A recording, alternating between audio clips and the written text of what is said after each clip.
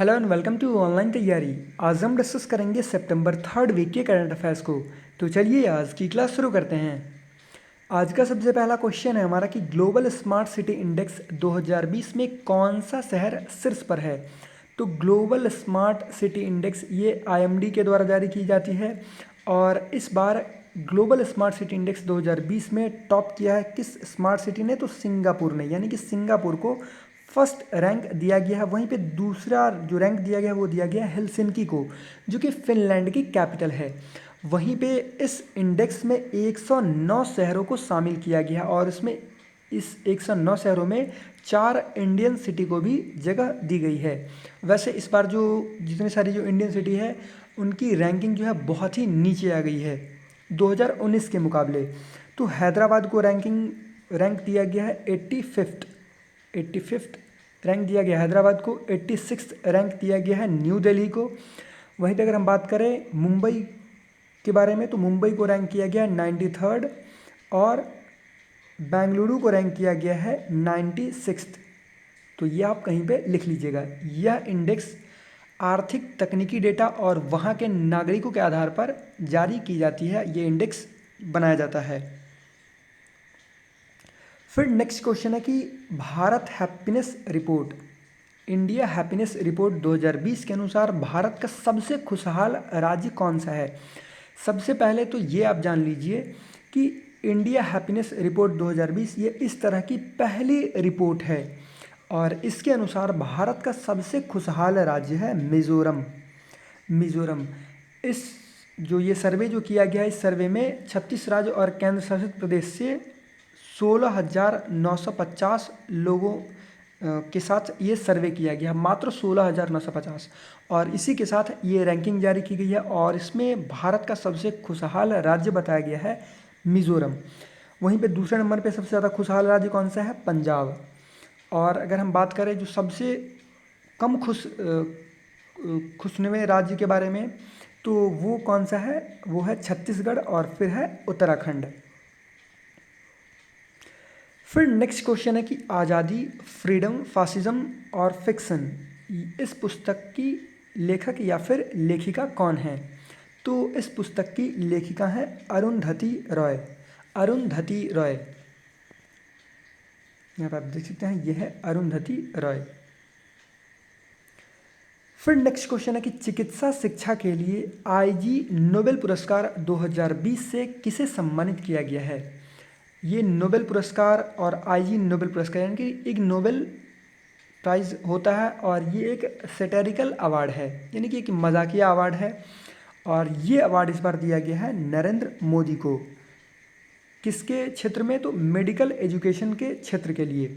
वैसे medical education के लिए जो है ये 10 लोगों को अवार्ड दिया गया है। किन किन को, यहाँ पे जो इम्पोर्टेंट नाम है वो मैं आपको बता दे रहा हूँ। जैसे कि भारत के प्रधानमंत्री नरेंद्र मोदी को, फिर यूएसए के प्रेसिडेंट डोनाल्ड ट्रंप को, जैर बोल्सोनारो को जो कि ब्राज़ील के प्रेसिडेंट हैं, और बोरिस जॉनसन जो कि ब्रिटेन के प्राइम मिनिस्टर हैं। तो ये ध्यान रखिएगा। वहीं पे आईजी नोबेल पीस प्राइज़ किसे दिया गया है, इंडिया और पाकिस्तान को। तो ये मैंने आपको पहले ही बता दिया था कि एक सैटिरिकल अवार्ड है और ये अवार्ड नरेंद्र मोदी को क्यों दिया गया है, क्योंकि कोविड-19 के जरिए उन्होंने ये बताया कि राजनेता जो हैं, जो पॉलिटिशियन जो हैं, वो वैज्ञानिक और डॉक्टर के मुकाबले लोगों के जीवन को बचाने में उनसे ज़्यादा अहम भूमिका निभा सकते हैं। और ये इस तरह के अवार्ड पाने वाले, आईजी नोबेल प्राइज़ पाने वाले दूसरे भारत के प्रधानमंत्री बन गए हैं। इनसे पहले किस प्रधानमंत्री को ये अवार्ड दिया गया था, अटल बिहारी वाजपेयी जी को। फिर नेक्स्ट क्वेश्चन है कि हाल ही में रोजा देशपांडे का निधन हो गया, वह किस क्षेत्र से संबंधित थी।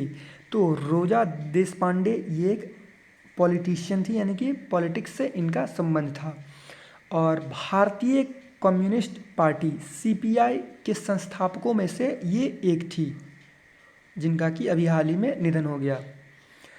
फिर नेक्स्ट क्वेश्चन है कि आईएमएफ यानी कि इंटरनेशनल मॉनेटरी फंड के कार्यकारी निदेशक के सलाहकार के रूप में किसे नियुक्त किया गया है। तो इंटरनेशनल मॉनेटरी फंड के एग्जीक्यूटिव डायरेक्टर के एडवाइज़र के रूप में नियुक्त किए गए, इनका नाम है सीमांचल दास। और इन्हें 3 3 साल के लिए अपॉइंट किया गया। वहीं पे जो आप ऑप्शन नंबर ए में देख रहे हैं सौम्या स्वामीनाथन, तो ये अभी प्रेजेंट में WHO की चीफ साइंटिस्ट हैं। वहीं पे WHO के जो डायरेक्टर जनरल हैं वो कौन है, टेड्रोस अधानोम। और IMF की जो डायरेक्टर जनरल है उनका नाम क्या है, क्रिस्टलिना जॉर्जिएवा, क्रिस्टलिना जॉर्जिएवा। फिर नेक्स्ट क्वेश्चन है कि वर्ल्ड पेशेंट सेफ्टी डे ये किस दिन मनाया जाता है। तो वर्ल्ड पेशेंट सेफ्टी डे ये हर एक साल 17 सितंबर को मनाया जाता है, जो पेशेंट की सेफ्टी के लिए। अभी आपको पता होगा कि अच्छा इस बार जो है ये second world patient safety day मनाया गया है, तो ये भी ध्यान में रखिएगा। पहला वर्ल्ड पेशेंट सेफ्टी डे 2019 में मनाया गया था। और अभी आपको पता होगा कि कोविड-19 में स्वास्थ्य कर्मियों को बहुत सारी चुनौतियों का सामना करना पड़ रहा है, जैसे कि संक्रमण, कोविड-19 का जो इलाज कर रहे हैं जो डॉक्टर, उन्हें सबसे ज़्यादा संक्रमण का खतरा रहता है। फिर जो कोई पेशेंट डेथ कर जाते हैं तो उन पर हमला किया जाता है, हिंसा होती है उनके साथ। और अगर वह तनावपूर्ण वातावरण में काम करेंगे तो पेशेंट को भी इससे नुकसान हो सकता है। तो इसीलिए इस बार का जो थीम है वो उसी पे डेडिकेटेड है। क्या है theme, health worker safety, A priority for patient safety.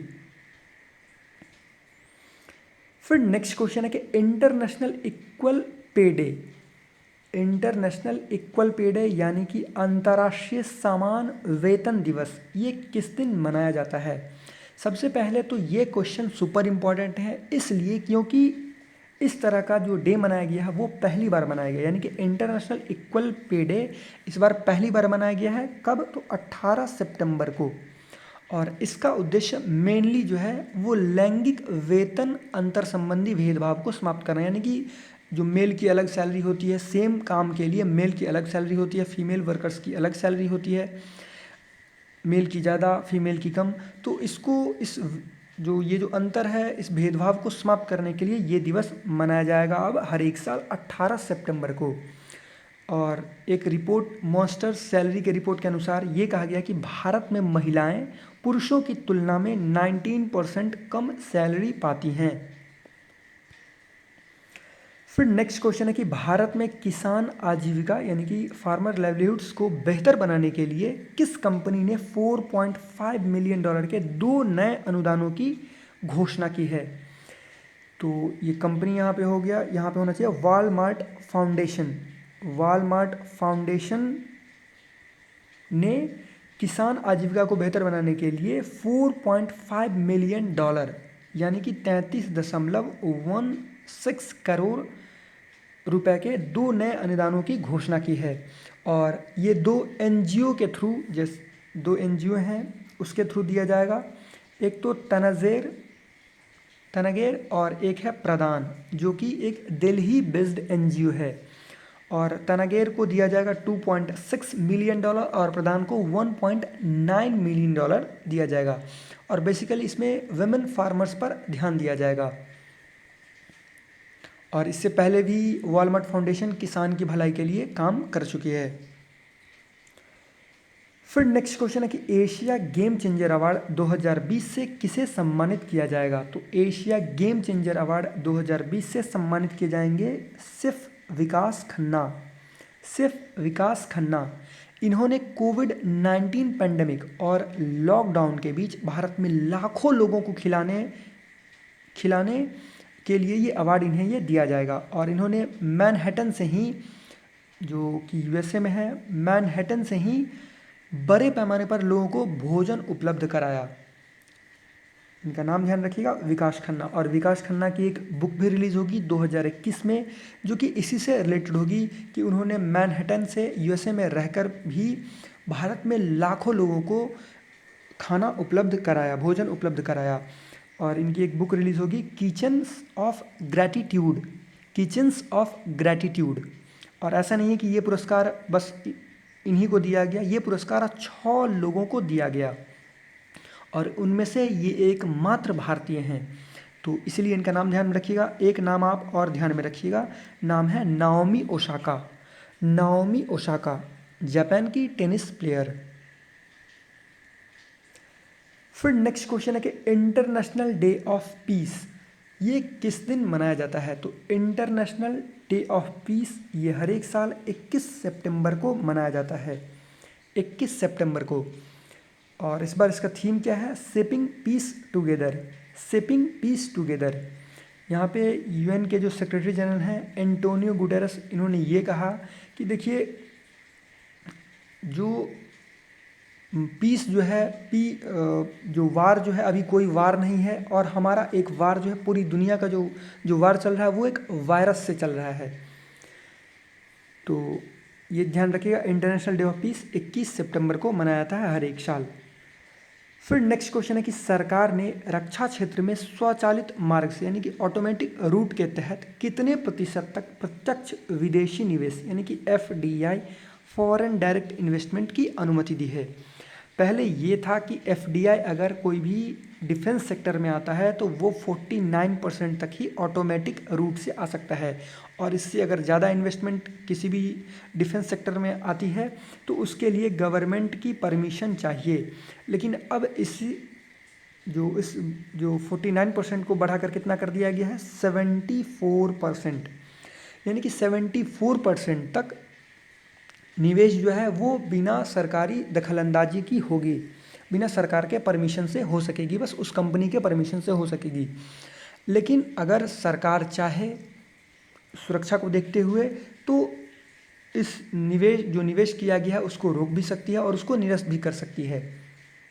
तो ये ध्यान रखिएगा। और इसकी घोषणा DPIIT के द्वारा किया गया, यानी कि department for promotion of industry and internal trade के द्वारा ये घोषणा की गई है। फिर नेक्स्ट क्वेश्चन है कि ए प्रॉमिस्ड लैंड, इस पुस्तक के लेखक कौन हैं? ये पुस्तक लिखी गई है बराक ओबामा के द्वारा, बराक ओबामा के द्वारा, जो कि USA के पूर्व राष्ट्रपति रह चुके हैं। और ये पुस्तक रिलीज़ की जाएगी नवंबर 2020 में, 25 भाषाओं में ये बुक जारी की जाएगी। और ये बुक का जो है पहला एडिशन है जिसमें बराक ओबामा ने अपने पहले कार्यकाल के बारे में जानकारी उपलब्ध कराई है। फिर नेक्स्ट क्वेश्चन है कि हाल ही में कपिला वात्स्यायन का निधन हो गया, उन्हें किस पद्म पुरस्कार से सम्मानित किया गया था? तो इन्हें पद्म विभूषण अवार्ड से सम्मानित किया गया था, जो कि सेकेंड हाईएस्ट सिविलियन अवार्ड है। ये ध्यान रखिएगा, पद्म विभूषण अवार्ड से सम्मानित किया गया था। और ये एक इंडियन क्लासिकल डांस की प्रख्यात विद्वान थी और मेंबर ऑफ पार्लियामेंट भी रह चुकी थी, राज्यसभा से, ऑथर भी थी। फिर नेक्स्ट क्वेश्चन है कि कौन सा देश एक sovereign sustainable development goals bond जारी करने वाला दुनिया का पहला देश बन गया है? तो SDG गोल को पूरा करने के लिए सॉवरेन बॉन्ड जारी करने वाला दुनिया का पहला देश बन गया है मैक्सिको। और इसने जो बॉन्ड जारी किया है वो 7 साल के लिए जारी किया गया, और जिसकी टोटल वैल्यू कितनी है? $890 मिलियन। फिर नेक्स्ट क्वेश्चन है कि वॉइसेस ऑफ डिसेंट, मतभेद की आवाज़ें, इस पुस्तक की लेखक या लेखिका कौन है? तो ये पुस्तक लिखी गई है रोमिला थापर जी के द्वारा, रोमिला थापर जी के द्वारा।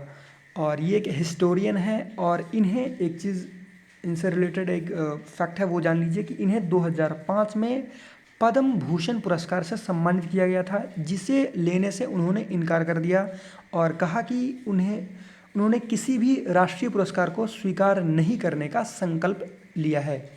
इस बुक में वॉइसेस ऑफ डिसेंट में जो अभी आपको पता होगा कि कुछ दिसंबर से लेकर फरवरी तक जो प्रोटेस्ट हुए थे इंडिया में सिटीजनशिप अमेंडमेंट बिल को लेकर और NRC को लेकर, तो इस बारे में भी इस बुक में कुछ बातें की गई है। फिर नेक्स्ट क्वेश्चन है कि हाल ही में अंग रीता शेरपा का निधन हो गया, वह किस क्षेत्र से संबंधित थे? तो अंग रीता शेरपा एक नेपाली माउंटेनर थे, नेपाली माउंटेनर। तो इसका क्या आंसर होगा? माउंटेनर। और इन्होंने 1983 से लेकर 1996 तक 10 बार माउंट एवरेस्ट की चढ़ाई की थी, वो भी बिना ऑक्सीजन सिलेंडर के। और इन्हें इसीलिए स्नो लेपर्ड के नाम से भी जाना जाता था, जिनका कि हाल ही में निधन हो गया। फिर नेक्स्ट क्वेश्चन है कि कौन सा देश आधारित हथियार निर्माता, यानी कि किस which country based arms manufacturer Caracal भारतीय सेना को 93,895 कार्बाइन की आपूर्ति करेगा। तो इस देश का नाम है यूएई बेस्ड आर्म्स मैन्युफैक्चरर कराकाल जो है इंडियन आर्मी को 93,895 कार्बाइन्स की आपूर्ति करेगा। देखिए ये डील हुई थी 2018 में ही, लेकिन ये डील जो है पोस्टपोन कर दी गई। क्यों? क्योंकि इंडिया का ये कहना था कि जो ये कार्बाइन जो बनेगी वो पूरी तरह से मेक इन इंडिया होगी, यानी कि एक तो वो इंडिया में बनेगी और उसमें जो सारे इक्विपमेंट जो लगेंगे, जो सारे कलपुर्जे लगेंगे वो भारत निर्मित ही होंगे।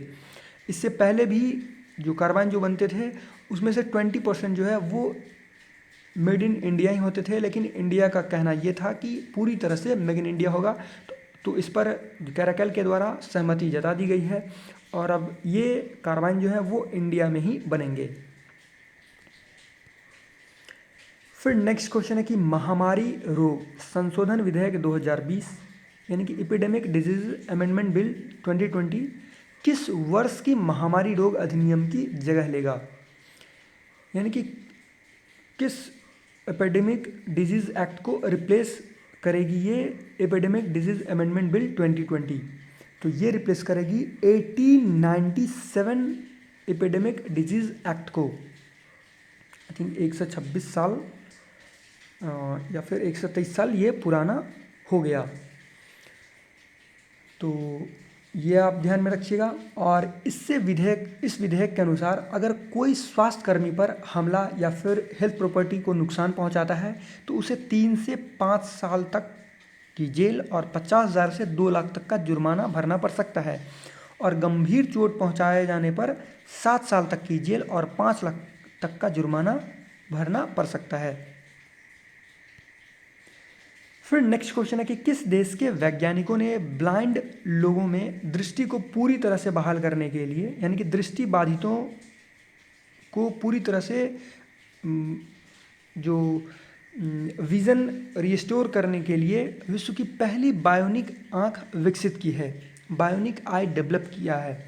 तो किस देश के साइंटिस्ट ने? ये ऑस्ट्रेलिया के साइंटिस्ट ने, और ऑस्ट्रेलिया के मोनाश यूनिवर्सिटी के साइंटिस्ट के द्वारा ये क्लेम किया जा रहा है। अभी पूरी तरह से ये कंफर्म नहीं है, ये बस उनके मोनाश यूनिवर्सिटी के साइंटिस्ट के द्वारा ये क्लेम किया जा रहा है कि हमने दुनिया का पहला बायोनिक आई डेवलप किया है जो कि ब्लाइंड लोगों के लिए पूरी तरह से वो देख पाएंगे इस बायोनिक आई से। फिर नेक्स्ट क्वेश्चन है कि वर्ल्ड अल्जाइमर्स डे ये किस दिन मनाया जाता है? तो वर्ल्ड अल्जाइमर्स डे ये हर एक साल 21 सितंबर को मनाया जाता है, और ये एक भूलने की बीमारी होती है, डिमेंशिया, इसे डिमेंशिया भी कहते हैं। और इस बार वर्ल्ड अल्जाइमर्स मंथ भी मनाया जा रहा है सितंबर को। फिर नेक्स्ट क्वेश्चन है कि सतत विकास लक्ष्यों यानी कि सस्टेनेबल डेवलपमेंट गोल्स के लिए 17 युवा नेताओं के संयुक्त राष्ट्र के 2020 वर्ग में किसे नामित किया गया है, यानी कि यूएन्स 2020 क्लास ऑफ 17 यंग लीडर्स में सस्टेनेबल डेवलपमेंट गोल्स के लिए किसे नॉमिनेट किया गया है, किस भारतीय को? तो इनका नाम है उदित सिंघल। उदित सिंघल ये मात्र 18 वर्ष के हैं और ये ग्लास टू सेंड के संस्थापक भी हैं। ग्लास टू सेंड के संस्थापक हैं जो कि दिल्ली में कांच के कचरे की चुनौती से निपटने के लिए जीरो वेस्ट इकोसिस्टम पर आधारित एक इनिशिएटिव है, यानी कि जो कांच के जो ग्लास होते हैं उसको रेत या फिर बालू में बदल दिया जाता है। तो 17 लोगों में से एक मात्र ये भारतीय हैं, और यहाँ पे 17 का नाम आप देख सकते हैं, और यहाँ पे हैं उदित सिंघल। फिर नेक्स्ट क्वेश्चन है कि international day of sine language ये किस दिन मनाया जाता है? तो international day of sine language ये हर एक साल 23 सितंबर को मनाया जाता है। और international day of sine language में ये भी बताया गया कि अभी वर्ल्ड में 72 मिलियन लोग डीफ हैं जो कि सुन नहीं सकते, तो उनके लिए साइन लैंग्वेज डे मनाया जाता है। तो चलिए अब 3-4 न्यूज़ है उसको डिस्कस कर लेते हैं, और न्यूज़ जितने सारे हैं वो सुपर इंपॉर्टेंट है। सबसे पहला न्यूज़ है कि नोवाक जोकोविच wins men's single event in Italian Open. तो मेंस सिंगल इटालियन ओपन का खिताब किसने जीता? नोवाक जोकोविच ने। और वहीं पे वुमेन्स सिंगल इटालियन ओपन का खिताब किसने जीता? सिमोना हेलेप ने। तो बस ये दोनों आप ध्यान में रखिए। फिर नेक्स्ट न्यूज़ है कि Indian Navy aircraft carrier Viraat to begin last journey. तो इसको जो है ये 19 सितंबर का ही न्यूज़ है। तो विराट जो है नेवी एयरक्राफ्ट कैरियर जो कि डीकमीशन कर दिया गया था 2017 में 30 साल यूज़ करने के बाद। ये एक ब्रिटिश ओरिजिन एयरक्राफ्ट कैरियर है, एयरक्राफ्ट कैरियर थी जिसे कि डीकमीशन कर दिया गया था 2017 में ही, और इसे जो है अब डिसमेंटल कर दिया जा रहा है। कहाँ पे? तो गुजरात में। पहले तो ये किया गया था कि इसको रेस्टोरेंट या फिर म्यूज़ियम बनाया जाए, लेकिन ये अटेम्प्ट फेल हो गया, ये नहीं हो पाया, तो इसीलिए अब इसे डिसमेंटल कर दिया गया है, या फिर यूँ कहें कि किया जा रहा है, क्योंकि 1-2 दिन में तो ये नष्ट टूटेगा नहीं। फिर नेक्स्ट न्यूज़ है कि DRDO conduct successful flight test of Abhyas. DRDO ने टारगेट व्हीकल अभ्यास का सफलतापूर्वक परीक्षण किया है। ये एक हाई स्पीड ड्रोन है, और कहाँ से किया गया है? तो बालासोर ओडिशा से, और ये डिज़ाइन और डेवलप किया गया है DRDO के द्वारा। फिर नेक्स्ट न्यूज़ है DRDO से ही कि DRDO for successful test firing of laser guided anti tank missile from MBT Arjun. ये MBT कहने का मतलब मेन बैटल टैंक अर्जुन से एक laser guided anti tank missile का सफलतापूर्वक परीक्षण किया गया DRDO के द्वारा। तो ये वीडियो का अंत। आई होप आपको ये वीडियो अच्छा लगा हो, और अगर आपको ये वीडियो अच्छा लगा हो तो प्लीज़ इसको लाइक कीजिएगा, इस वीडियो को शेयर कीजिएगा, और हमारे चैनल ऑनलाइन तैयारी को सब्सक्राइब कीजिएगा, जिससे आपको हमारी आने वाली वीडियो मिलती रहे। धन्यवाद।